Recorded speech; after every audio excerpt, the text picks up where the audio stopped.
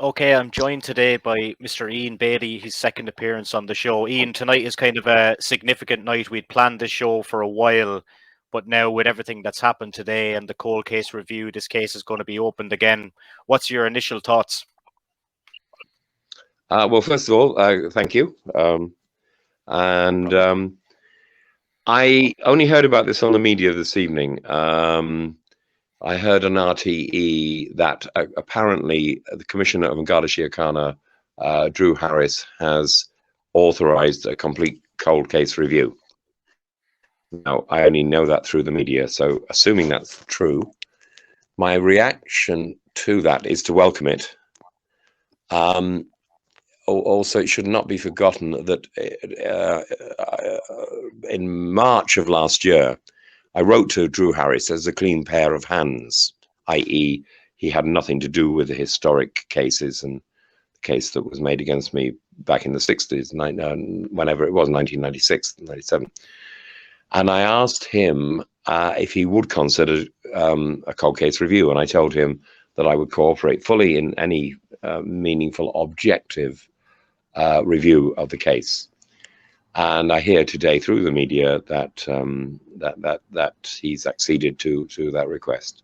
So clearly, I'm pleased by that. Where it will go, what it will lead to, I do not know. So that's my initial reaction. Yeah. So you haven't been contacted by anyone official about this yet. You're just kind of reading it like everyone else at the moment. No. I had very limited. I mean, I wrote to the commissioner earlier this year asking what the situation was. I didn't even get a response, but that doesn't matter. The only contact I've had with him was to get a response to my initial letter asking for a cold case review back in March from his private secretary. But I'm glad to hear that something is going on. Now, what your listeners probably don't know is the fact that this will be at least the third Garda review of the case.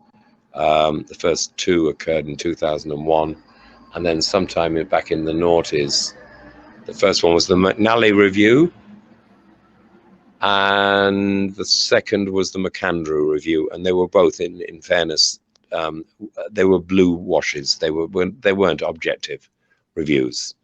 They were a review which was basically sustained or aimed at trying to justify the false narrative which was created 25 and a half years ago now, that I was somehow, unexplainably, with no evidence at all, the murderer.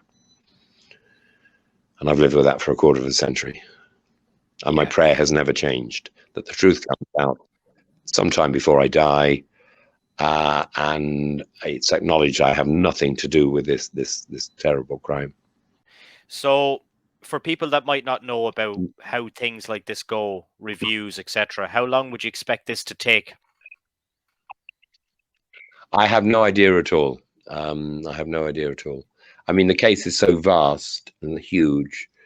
It's going to take a while. You know, this is a very complex case. And bear in mind as well, I've been arrested on 2 occasions on false evidence here in Ireland, on 3 occasions on a European arrest warrant. It's vast. It's enormous. There's never been a case like this, and there never will. Yeah. Again. I seen your interview on Virgin Media Television after we done our last interview. How did you think that you were? How do you think that you were portrayed on that by them? I don't know. I think it was a Colette. I was going to call her Colette Fitzgerald. Bless her. She had her own agenda. She was doing her job.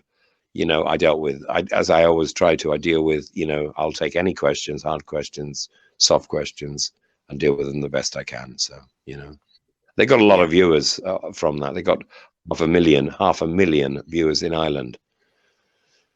Yeah, it's a lot of viewers. And I believe the narrative, the word in the media was that you were very happy to do that TV interview, and you done it for free. Yeah, I did. Well, I didn't get a fee for it, if that's what you mean. No, I mean they did look after me and put me up, obviously. You know, would be reasonable. No, I did that for nothing. I mean, none of what I've ever done has been about the money, apart from what I do. You know, try to do professionally, which is the poetry and I've just branched out into the fashion industry. at somebody else's suggestion. I just pity I'm not wearing it. I've just launched a T-shirt. When you were on Virgin Media and you'd done that interview, you alluded to somebody that may have been involved in this murder that has since passed away. Do you think the cold case review? Yeah. Do you think the cold case review? That is a story that I don't. Well, I don't know. I think it's something that I would definitely make the cold case review investigators aware of, if and when they come to me. Yeah. And yourself then, what you're doing at the moment, how has life been on the markets and around Cork, obviously, since all the media attention? Do you get a lot of negativity? No, I've had actually no negativity at all. A tiny little bit, but it's minor on the scale of things. I get like 99.9% support. I don't know, it's early in the season yet. We're only just started the season. I do markets in Skull, Bantry, and maybe Skibbereen on a Saturday. I sell my poetry, you know, and I've got a new DVD out. I recorded 2 nights of poetry and storytelling back in January. And Kevin Collins from Cork, who has a YouTube channel, or he did. I think he's given it up for a while. I'd filmed the 2 nights of poetry and storytelling, and I had that turned into a DVD, and that is now a product on my stall.